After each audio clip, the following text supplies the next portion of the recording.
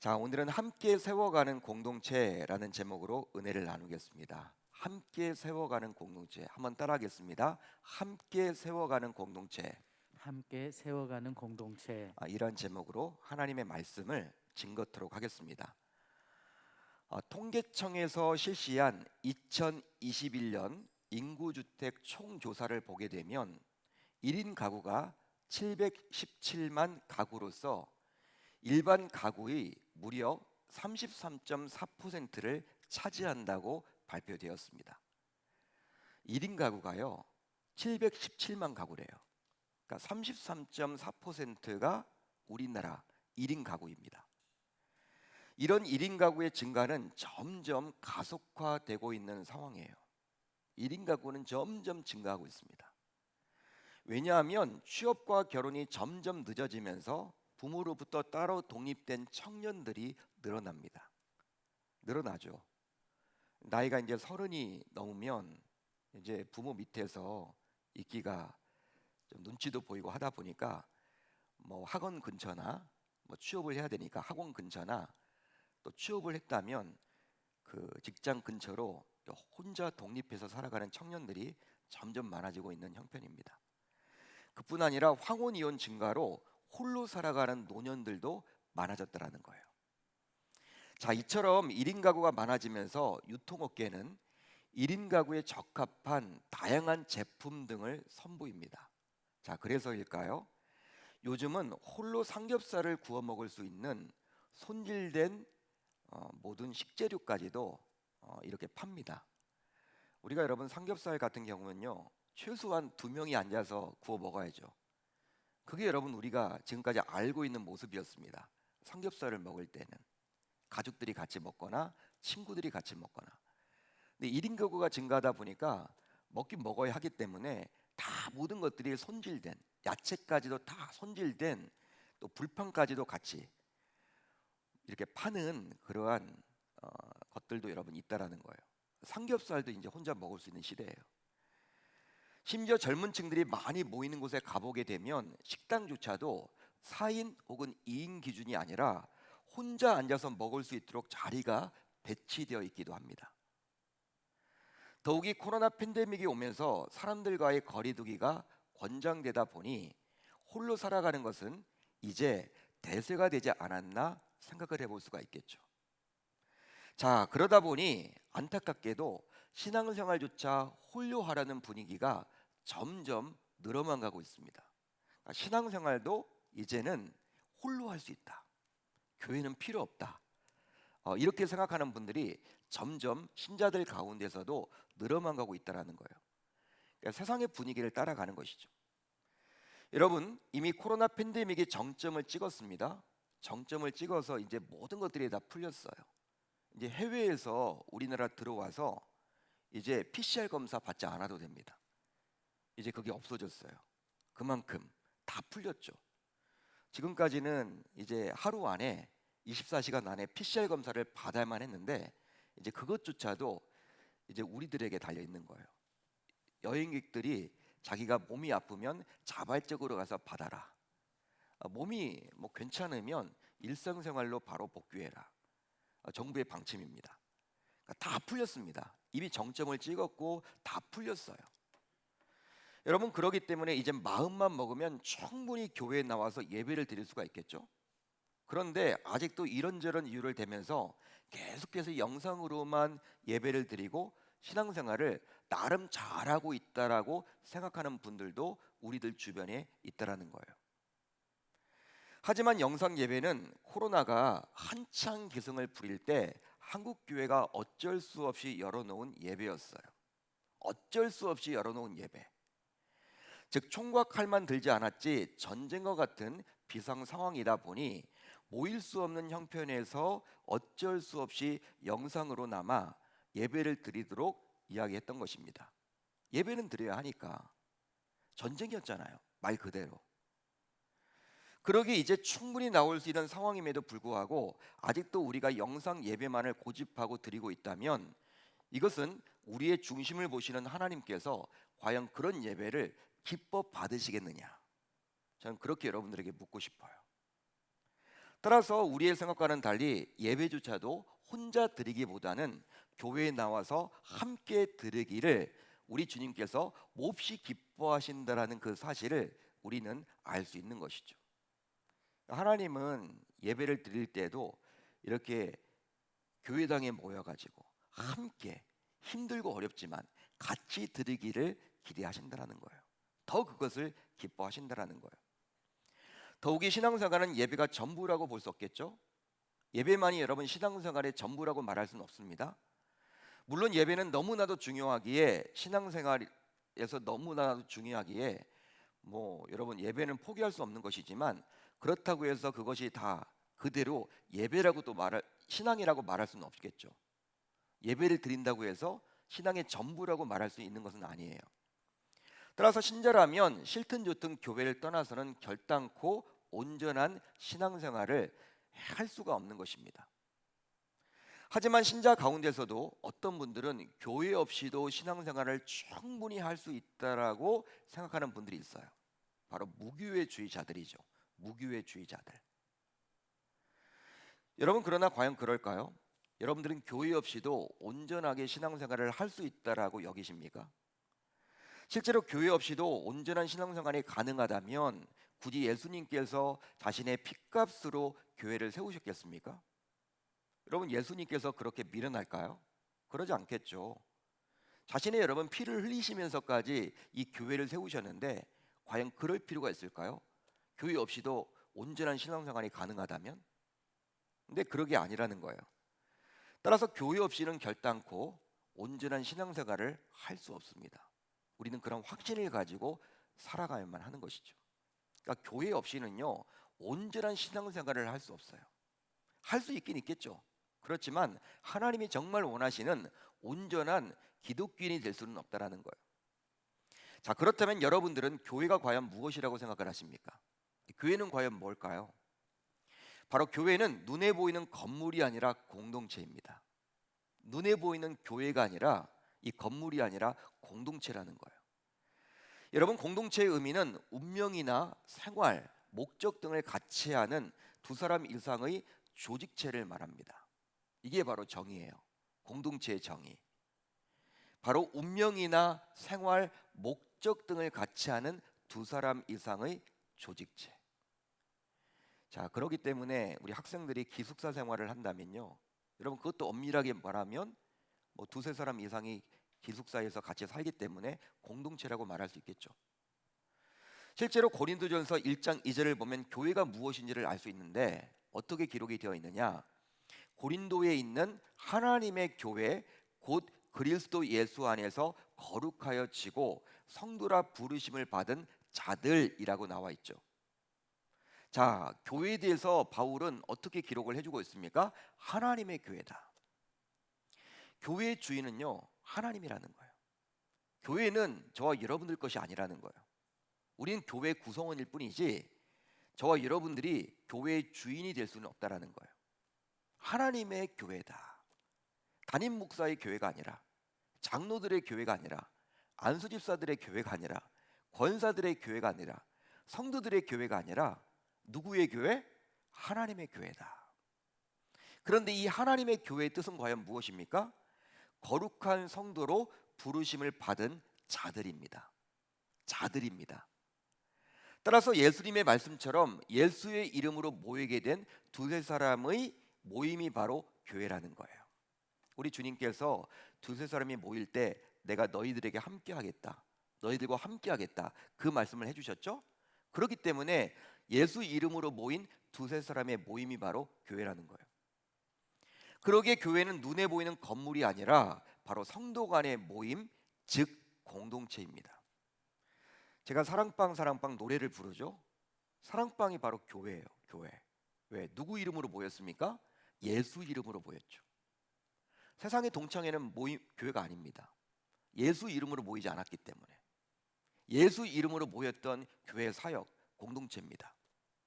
그러니까 목요일마다 우리 목요 전도팀이 나와서 예배드리고 전도를 나가요. 그런데 그 모임도 교회죠. 왜? 예수 이름으로 모였기 때문에. 따라서 성경이 말하는 계명교회는 경기도 광명시 시청로 130번 안길 12번지에 있는 이 건물이 아니에요. 138번 길 12. 참 어려워요, 주소가. 여러분, 이 건물이 아니라는 거예요. 계명교회는 바로 우리의 사랑방이요 함께 사역하는 여러분들이 바로 교회입니다. 여러분들이 교회예요. 계명교회. 특별히 계명교회 가운데서도 이 새벽에 나오신 분들은 계명교회의 대표 성도죠.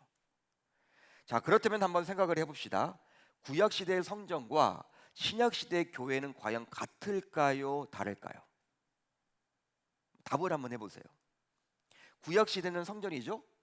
신약시대는 교회입니다. 과연 같을까요? 다를까요?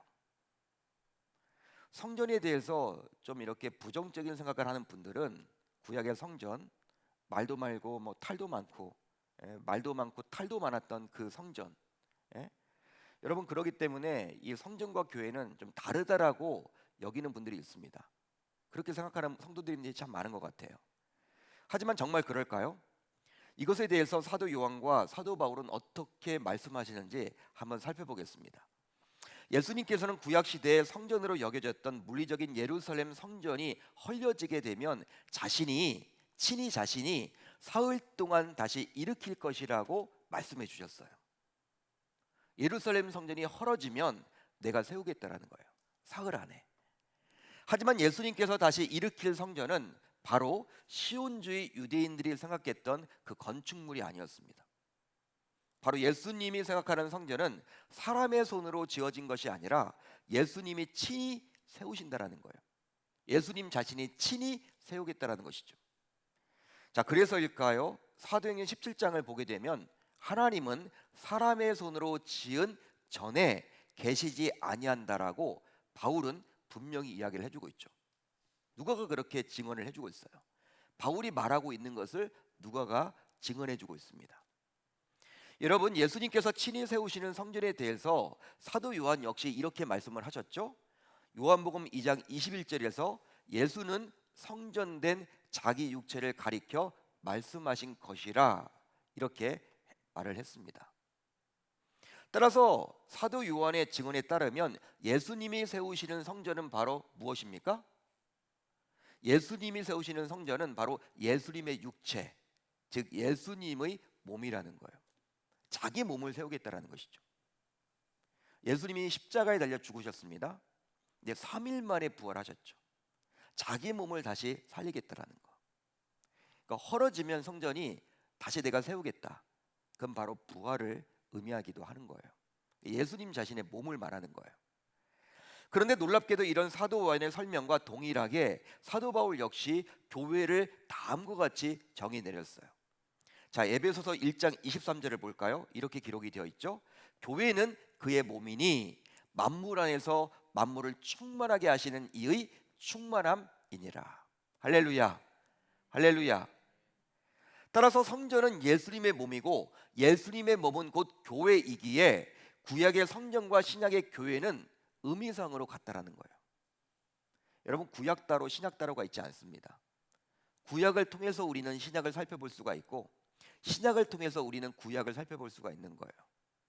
구약 따로 신약 따로가 있는 게 아니에요. 어떤 성경학자들은요, 구약과 신약을 분리시키려고 합니다.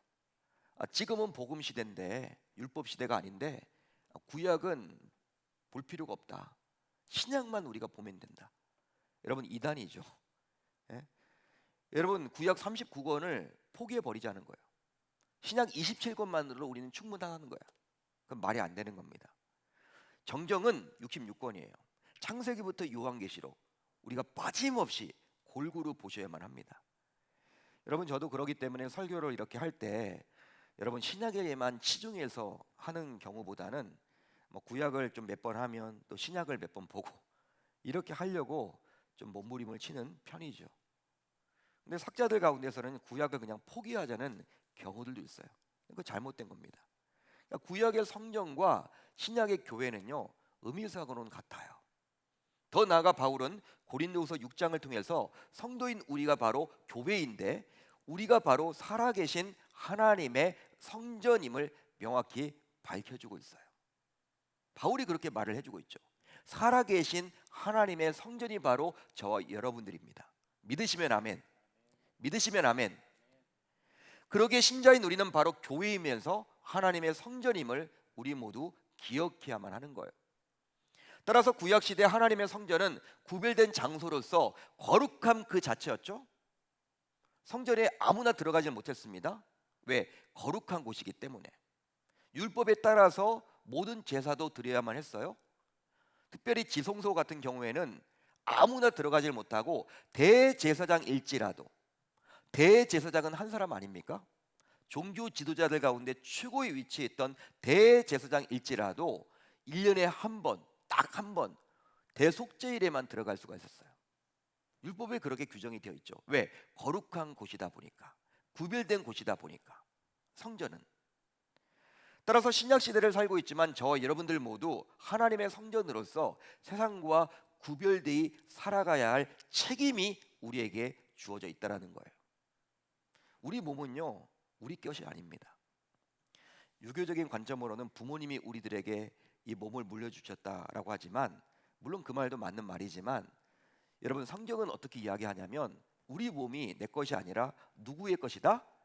우리 주님의 것이다. 하나님의 성전이다. 그렇기 때문에 거룩한 성전이라는 거예요. 거룩하게 살아갈 책임이 우리에게 있는 것입니다. 여러분 신자들 가운데서는 종종 목회자인 저에게 술과 담배에 대해서 질문을 하는 분들이 있어요. 술과 담배. 공적인 자리에서 하는 경우는 거의 없고, 이렇게 훈련이나 양육, 소그룹 모임을 하다 보면 남자분들 가운데 목사님 이 술에 대해서 어떻게 생각을 하십니까? 담배에 대해서 어떻게 생각을 하세요? 이렇게 개인적으로 묻는 분들이 있습니다. 아마 공적인 자리에서는 그렇게 하질 못하지만 사적인 자리에서는 그렇게 하는 이유가 있으니, 바로 교회에 여전히 출석을 하면서도 여전히 술을 끊지 못하고 술자리에 가기도 하고 담배를 끊지 못하기에 답답한 마음에서 신앙 상담을 제게 요청하는 것이겠죠. 너무 답답하니까 본인도 이 훈련을 받아보니까 자기가 이것을 끊어야 되는데 이게 안 되다 보니까 너무나 답답한 마음에서 그리 하는 것 같아요. 그러면서 주로 하는 질문이 무엇이냐면, 목사님 성경에 술 취하지 말라고 나와 있지 술 먹지 말라고 나와 있지는 않잖아요. 먹어도 상관없는 것 아닙니까? 이렇게 저에게 물어요. 제가 여러분 어떤 대답을 할까요? 목사님 성경을 보면요 담배 피지 말라고 나와 있지, 그렇기 때문에 담배를 펴도 남에게 피해만 주지 않으면 상관없는 것 아닙니까? 이렇게 또 묻기도 해요. 아마도 이런 식으로 질문하는 이유는 목사에게서 어떤 답을 얻어서 조금이나마 위로를 받기 위함이겠죠. 저는 이런 질문을 받고 우선 질문한 성도님에게 감사의 마음을 전합니다. 감사의 마음을 전해요. 왜냐하면 정말로 많은 성도들의 경우 신자라면서도 여전히 술과 담배에 대해서 고민조차 하지 않고 술을 마시고 담배도 피는데, 이렇게 고민을 해서 목회자에게 물어본다라는 것은요, 내가 그것을 끊어버리고 싶은 그 마음이 조금이라도 있기 때문에 그런 것들을 질문을 한 거 아니겠습니까? 여러분 자신이 잘 아는 거야. 온전한 신앙생활을 하기 위해서, 진짜 신자가 되기 위해서는 이것을 끊어내야 되는데 이게 잘 안 되기 때문에 질문을 한 거겠죠. 많은 성도들은요 질문조차 하지 않아요. 별 생각 없이 다 하죠. 세상을 그냥 따라가요. 그렇지만 질문을 했다라는 것은요 좀 고치고 싶은 그 마음이 그 안에 자리 잡고 있기 때문에 그게 너무나 감사하게 저에게는 보여지는 거예요. 제가 감사하다고 말씀을 드립니다. 저는 우선 술을 먹고 담배를 피운다고 해서 이제 구원의 그런 문제와는 아무 상관이 없다. 그걸 한다고 해서 구원받지 못하는 것은 아니다 라고 제가 말씀을 드려요. 그렇게 말씀을 드리면 성도님들이, 저에게 질문했던 성도님들이 얼굴이 밝아져. 이 구원의 문제와는 아무 상관이 없다, 술과 담배는. 하지만 제가 이제 하고 싶은 얘기가 여기야. 하지만 주님께서 분명히 신자인 우리의 몸을 가리켜서 자신의 성전이라고 하셨기에 그러한 성전을 술과 담배로 더럽혀서야 되겠느냐? 저는 오히려 역으로 물어요. 그렇게 물어보면요, 안 되겠네요 목사님, 끊어야 되겠네요. 그렇게 말씀을 해주세요. 그러면서 저는 이렇게 이야기하죠. 성도님, 집사님, 우리의 의지만으로, 우리의 노력만으로 중독성이 강한 술과 담배를 끊을 수가 없어요. 저도 같이 기도할 테니까 이제 집사님, 성도님도 한번 노력하고 기도합시다. 그리고 제가 기도해 드려요. 여러분, 이처럼 신자인 우리 모두 하나님의 교회요, 하나님의 성전입니다. 자, 그렇다면 어떻게 우리 모두 인종도 다르고 국적도 다르고 학벌도 다르고 집안 배경도 다르고 수표도 다름에도 불구하고 하나님의 교회로서 성전이 될 수 있을까요? 즉, 어떻게 다양한 배경을 가진 저와 여러분들 모두 통일된 교회요, 통일된 성전이 될 수 있단 말입니까? 바로 예수 그리스도가 십자가상에서 흘린 보혈의 피로 우리 모두 하나님의 자녀가 되었기 때문입니다. 하나님의 자녀가 되었다라는 거예요. 무엇 때문에? 예수가 십자가에서 흘린 그 피로 인해서. 그래서일까요? 바울은 에베소서 1장에서 다음과 같이 말씀하셨죠. 그 기쁘신 뜻대로 우리를 예정하사 예수 그리스도로 말미암아 자기의 아들들이 되게 하셨으니.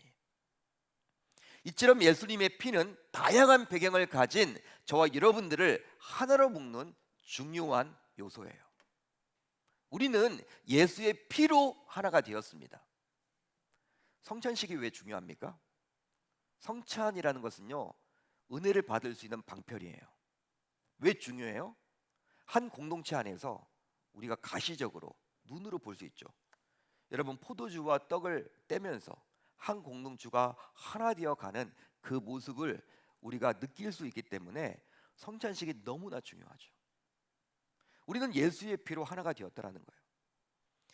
여러분, 그래서일까요? 바울이 복음을 전하기 전, 즉 에베소 성도들은 외인이었고 나그네였습니다. 그렇지만 이제부터 그리스도가 십자가에 흘린 피로 말미암아 에베소 성도들은 더 이상 외인도 아니고 나그네도 아니라고 바울은 친히 말을 해주고 있죠. 그러면서 바울은 이제 에베소 교회 성도들이 유대인들과 동일한 하나님 나라의 시민이요, 하나님의 권속이라고 말을 해줍니다. 자, 오늘 본문 19절을 볼까요? 우리 한번 같이 읽어봅니다. 시작. 그러므로 이제부터 너희는 외인도 아니요 나그네도 아니요 오직 성도들과 동일한 시민이요 하나님의 권속이라. 그러므로가 중요해. 너희들이 이제 예수를 믿게 된 이후부터는 너희들도 이제부터는 외인이 아니다, 나그네가 아니다. 유대인들만 구원받는 것이 아니라 너희들 또한 구원받을 수가 있다, 그 말이에요. 그러면서 오직 성도들과 동일한 시민이요 하나님의 권속이라. 오직 성도들, 유대인 성도를 말합니다.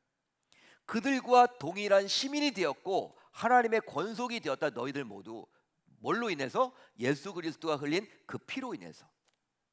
그렇기 때문에 예수를 믿기만 하면 너희들 모두 하나다. 바울은 지금 그 말을 해주고 있는 거예요. 저는 이 구절에서 보여지는 하나님의 권속이란 단어의 의미를 몸소 체험한 적이 있었습니다. 하나님의 권속. 자, 실제로 권속이란 단어는 가족이란 뜻입니다. 패밀리예요, 패밀리. 하우스홀드.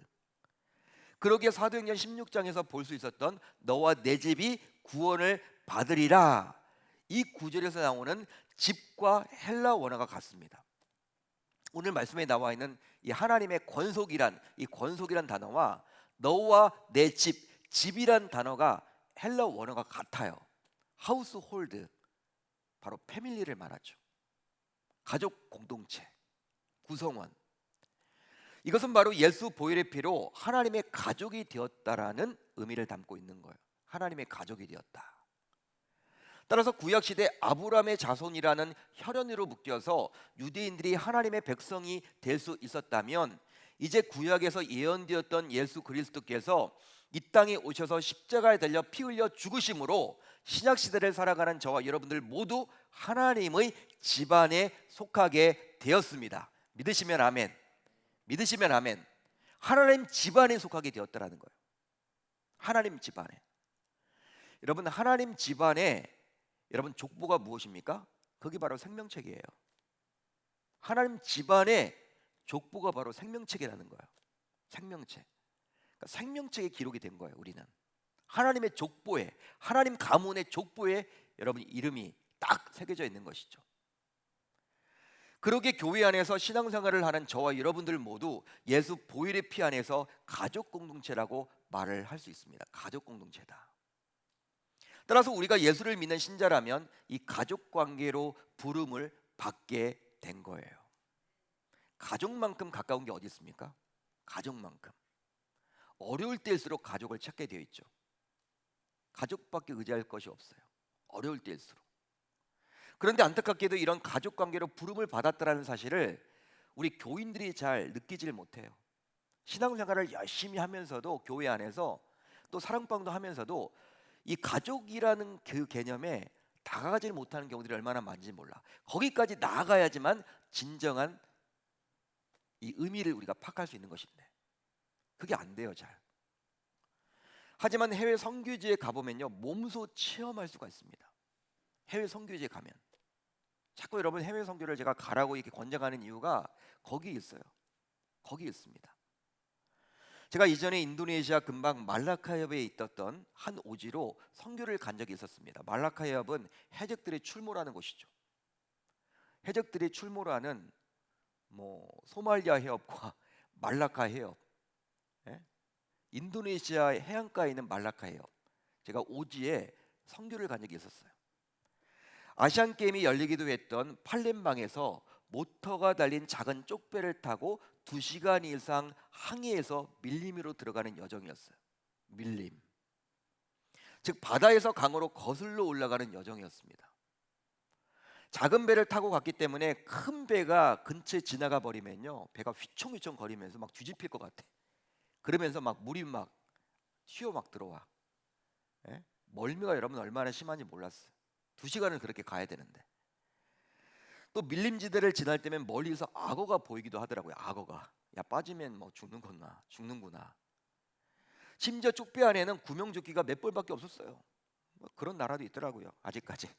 예? 구명조끼가 몇 벌밖에 없었기 때문에 우리나라는 거의 불가능하죠. 그렇게 해서는 안 되겠죠. 그래가지고 구명조끼가 몇 벌밖에 없었기 때문에 여성 선교 팀원들만 입히고 저를 포함해서 남성 팀원들은 입지도 못했어요. 없으니까 못 입죠. 빠지면 죽는 거야 그냥. 따라서 다소 위험한 선교 여정이었습니다. 다소 위험한 선교 여정이었어요. 이제 2시간을 꼬박 항해해서 밀림지역에 들어가게 되었는데요, 밀림지역에 들어가니 놀랍게도 작은 마을이 있었습니다. 그런데 선교사님과 연결된 현직교회 목사님 한 분이 계셨어. 현직교회. 바로 그 교회는 인도네시아가 네덜란드의 식민 지배를 받았을 때 네덜란드 사람들이 세웠던 교회였습니다. 오래된 교회였어요. 건물은 잘 지어놨더라고요. 물론 성도들도 소수지만 있었습니다. 수백 년 동안 그 신앙을 지켜온 거예요. 그들은 무슬림 공동체에서 손해를 보면서도 신앙을 지키던 자들이었습니다. 우선 그 마을에 들어간 이상 무슬림 촌장에게 인사를 하러 들어갔어요. 왜? 1박을 하기 위해서는, 잠을 자기 위해서는 경찰 역할까지도 병행했던 그 마을 촌장, 이슬람 지도자였어요. 그 사람에게 우리가 이렇게 인사를 드려야 돼. 자기 소개를 하고. 근데 목사라고 여러분 말을 못하죠. 제가 그 당시 교수였습니다. 교수. 신부를 속이고 들어간 거야. 예? 그리고 이렇게 이렇게 투자하러 왔다. 이곳에 투자하러 왔다. 그게 선교사님이 다 그렇게 소개를 하더라고요. 촌장에게 여러분 그렇게, 우리 홍삼 있죠? 이 한국에 여러분 홍삼을 되게 좋아하거든요. 인도네시아 분들이 아무나 못 드시니까 그 선물을 여러분 딱 드리면서 하룻밤 좀 이렇게 이 마을에서 좀 자고 가야겠다 했더니 그러라고 하더라고요. 여러분 그리고 나서 촌장에게 인사를 드렸고 이후 교회에서 예배도 드렸고 교회에서 마을 잔치를 열어서 무슬림들을 교회로 초청해서 음식을 대접하는 그런 시간들을 가졌어요. 먹고 살기 힘들다 보니 무슬림들은 교회 안은 들어가지 않더라고요. 역시 교회 안은 들어가지 않지만 교회 마당까지는 와서 먹고 마시면서 담소를 나누고 교제를 나누었습니다.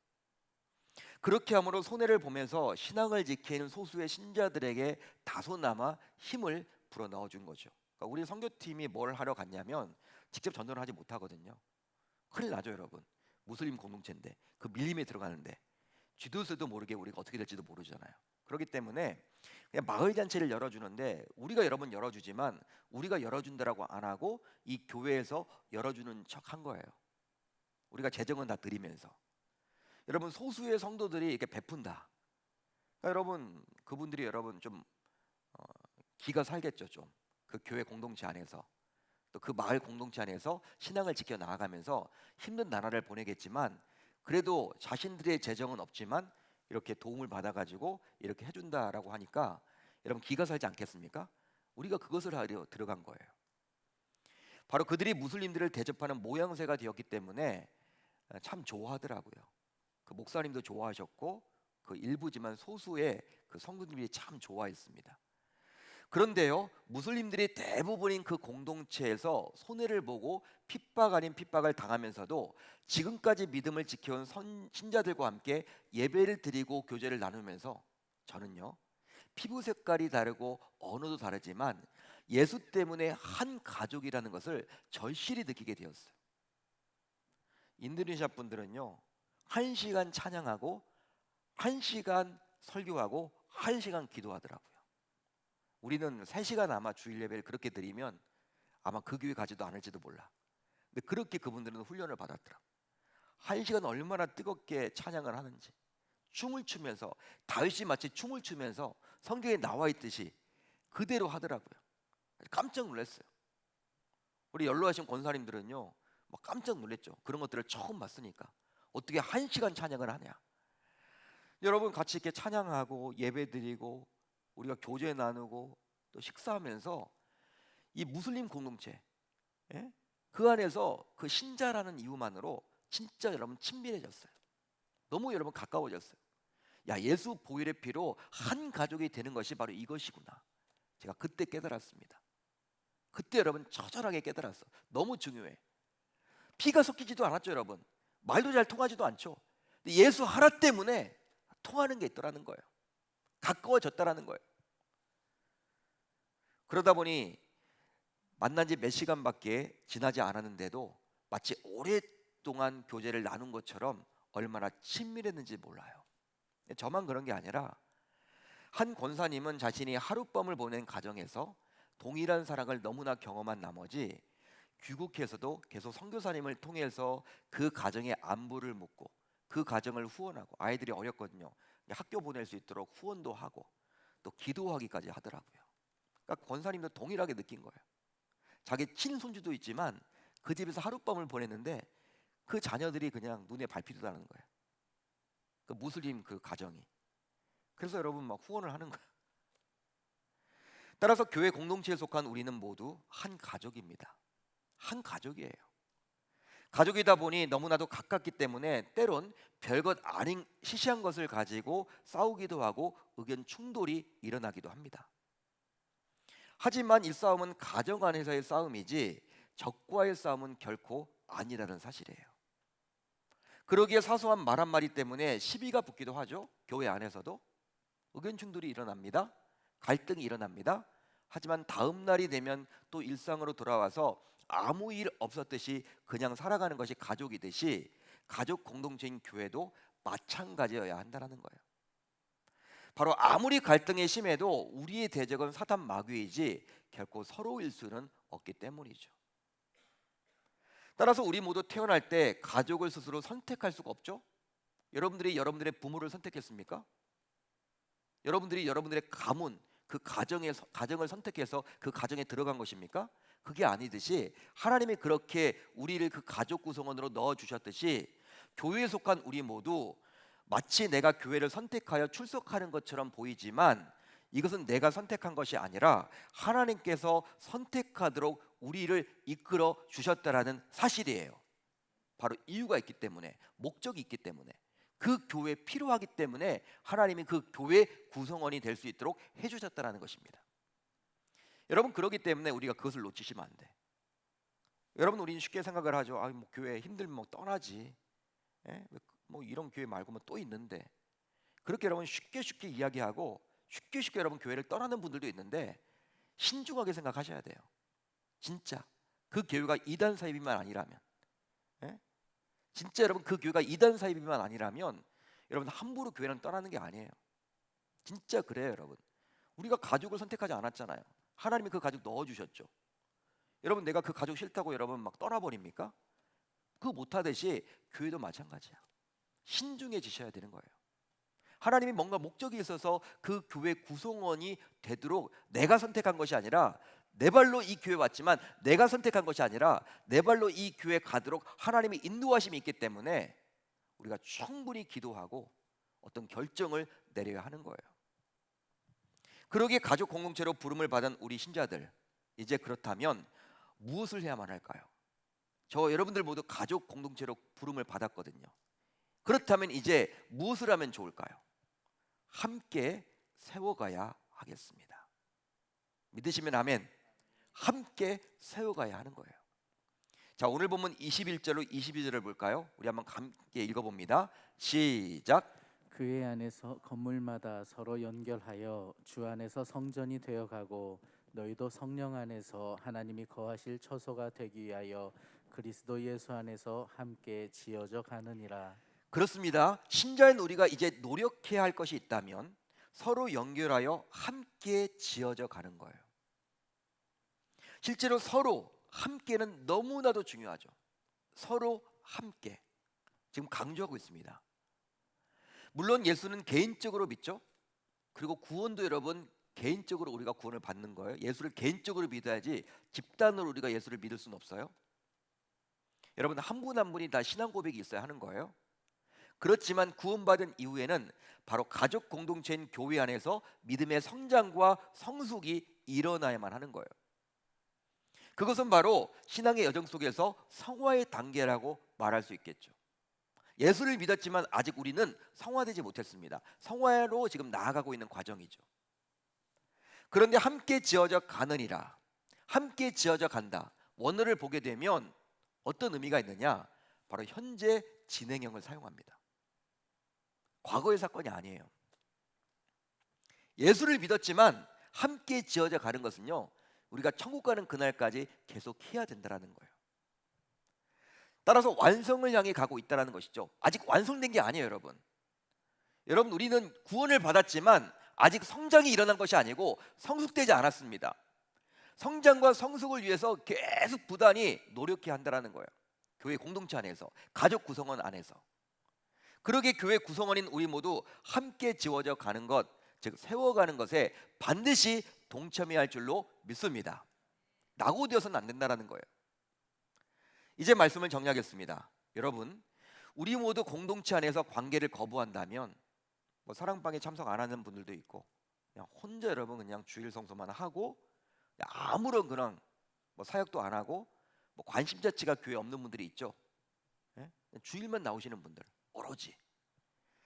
여러분, 그런 분들은요, 마음은 편할진 몰라요. 그렇지만 성숙한 신앙생활을 해나갈 수는 결코 없습니다. 하지만 관계를 맺다 보면 마음이 힘들어질 수 있어요.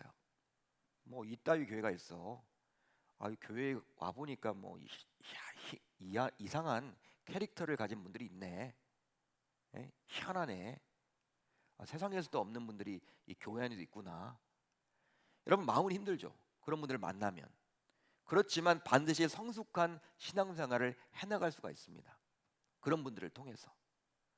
바로 신자인 우리는 다른 사람들과 부딪히면서 변화되기 때문이죠. 또 때론 실망하지만 도전받기도 하고 다른 사람의 실수와 연약함을 보면서 나는 그러면 안 되겠다라고 배워가기도 한다는 거예요. 한마디로 서로 상처를 주고 받으면서 성장과 성숙이 일어나는 곳이 바로 교회입니다. 그런데 안타깝게도 성도님들을 바라보면 다 상처를 받았다고 했지 자신이 상처 준 사람은 아무도 없어. 근데 그게 아니에요. 상처를 자기가 받았다는 것은요, 자기 또한 그만큼 상처를 줬다라는 거예요. 누군가는 그 사람 때문에 상처를 받고 스트레스를 받고 있다라는 거예요. 근데 그걸 자기만 몰라. 그러니까 교회는 서로 상처를 주기도 하고 받기도 하면서 여러분 성장과 성숙이 일어나는 거야. 여러분, 아이들이 성장통을 겪죠. 성장통. 막 다리 아프다 그래요. 예? 여러분, 어린 아이들이 이게 다리 아프다 그러면요, 그건 성장통이야. 뭐 다른 게 아니더라고요. 근데 성장통을 겪고 나서는 아이들이 쑥쑥 커갑니다. 키가 자라요. 몸무게가 늘어요. 예? 여러분, 그런 성장통이 있듯이 교회도 마찬가지예요. 여러분 완벽한 교회는 없습니다. 완전한 교회는 없습니다.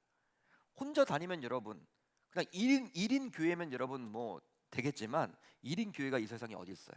그건 교회가 정의가 될 수 없죠. 예수의 이름으로 두 사람이 모인 곳에 내가 너와 함께 하겠다라고 공동체가 되기 때문에 1인은 공동체가 될 수 없잖아요. 여러분 2명만 모여도 3명만 모여도 갈등이 일어나는 곳이 바로 여러분 이 세상 원리 아닙니까? 교회도 마찬가지예요. 기성교회는 여러분들 완전하지 않습니다. 때론 갈등이 있기도 하고 분란이 있기도 하고 어려움을 당하기도 하고 또한 성장통을 겪기도 했지만 그런 여러 가지 어려움들을 통해서 우리가 성숙되고 성장이 일어나게 된다는 거예요. 왜? 그런 모습을 보면서 우리가 더욱더 매달리게 되고 하나님께 기도하게 되고 또한 다가가게 되고 말씀을 깊이 보게 되고 깊이 묵상하게 됨으로 말미암아 하나님과의 친밀한 교제가 일어날 수 있기 때문이죠. 그러니까 깊어지는 영성. 따라서 이 새벽 우리 모두 성숙한 신자가 되기 위해서라도 마치 가족 구성원들이 공동 목표를 위해서 함께 세워가듯이 성도인 우리 또한 그리해야 할 줄 우리 주님의 이름으로 축원합니다. 축원합니다.